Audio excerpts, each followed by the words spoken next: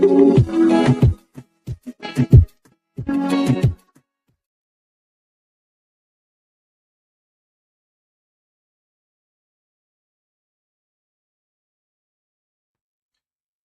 to Let's Talk Speak on It. I'm your host, Samika Cozy. Thank you all for tuning in and joining us today. Today, we are going to be discussing co-parenting. Co-parenting refers to the collaboration between two or more parents when raising a child with a primary focus on the child's best interests. The percentage of successful co-parenting arrangements is typically higher when there is open communication, mutual respect, and a willingness to compromise. However, there are times where co-parenting poses challenges, such as differences in parenting styles and conflicts between parenting. This is very important because co-parenting affects the child's mental health. So today, we are going to sit down with Ashari. Okay, everyone, please help us welcome Shari to Let's Talk Speak on It. Thank you so much for joining us today. Thank you for having me. Awesome. Can you tell our listeners a little about yourself?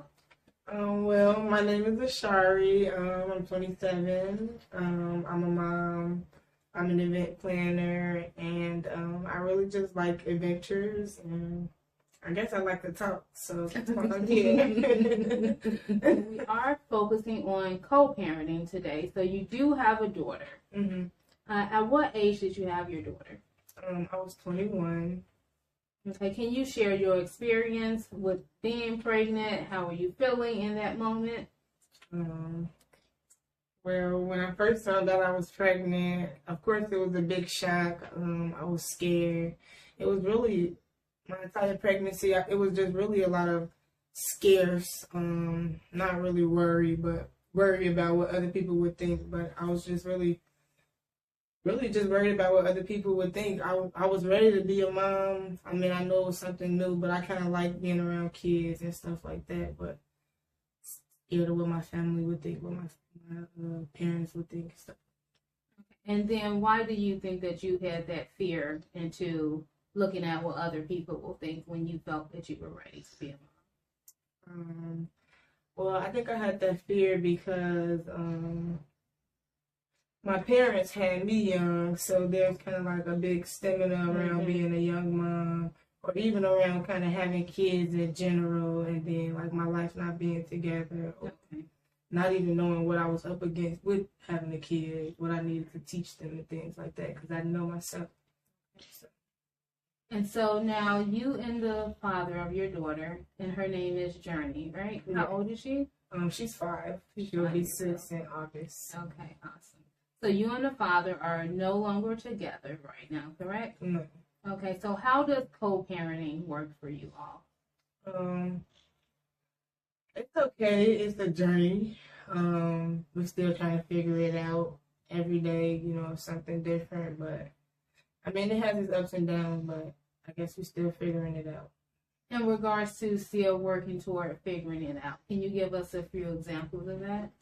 As far as still being on the same page, as far as like the things we want for Journey, the things that Journey needs. Like I feel like one of us may be a little bit more mature than the other one, as far as taking care of a child, even taking care of ourselves to know what the child's needs. So we kind of bump heads there. So, yeah. And would you say this experience has been challenging for you? It's definitely been challenging because it's something new. I never did it before, but it was definitely a big challenge, but I wouldn't change it. Having a child and working toward co-parenting affected your mental health? Well, I guess it's affected my mental health because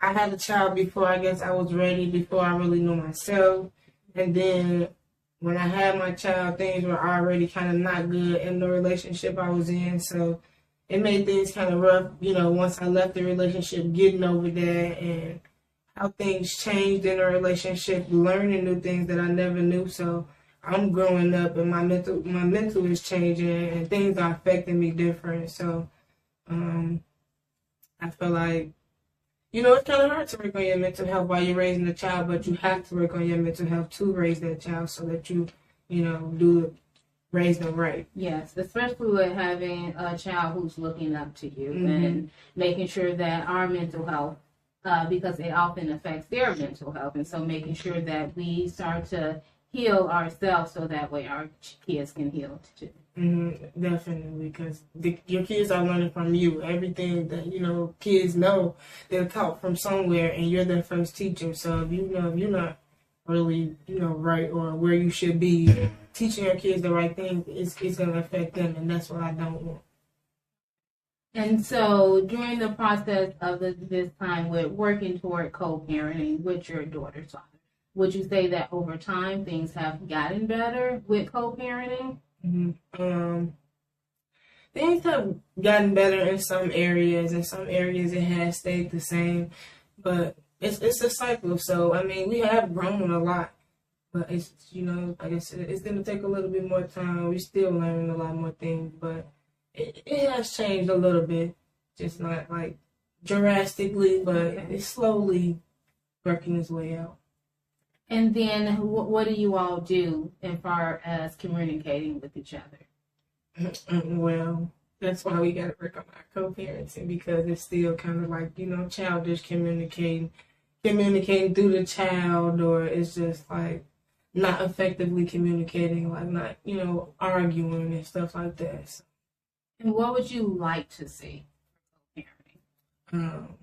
I would like to see two parents who have their child's best interest at heart. So whatever they need to do, that's going to make the child happy, make their life easier, they're doing it. If that's, helping a parent pick the child up from school sometimes, or, just stepping in, just doing things, halfway. Like, just, I don't know. Yeah, take your time. If you need a moment, we can take a moment too.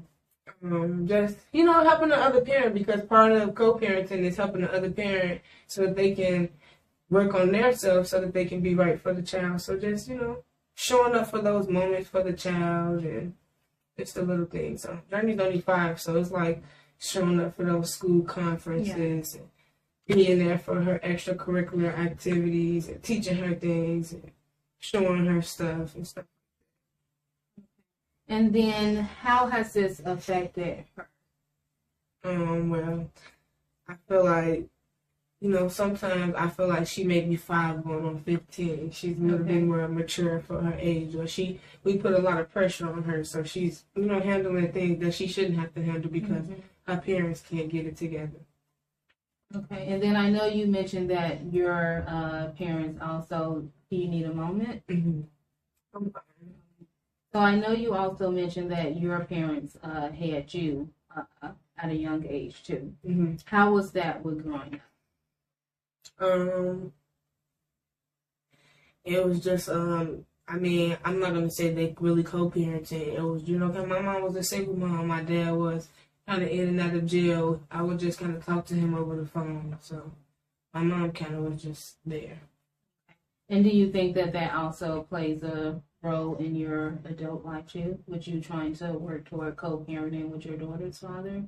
Definitely, because still to this day, I don't have a good relationship with my parents, but I feel like my daughter's father is kind of like, has a lot of similarities with my own father, so I guess it made it easy for me to deal with him for so long before I finally said, this isn't what I want, because what I seen growing up, I knew that's not what I want, so I felt like I was going towards that, so that's what kind of helped me step away.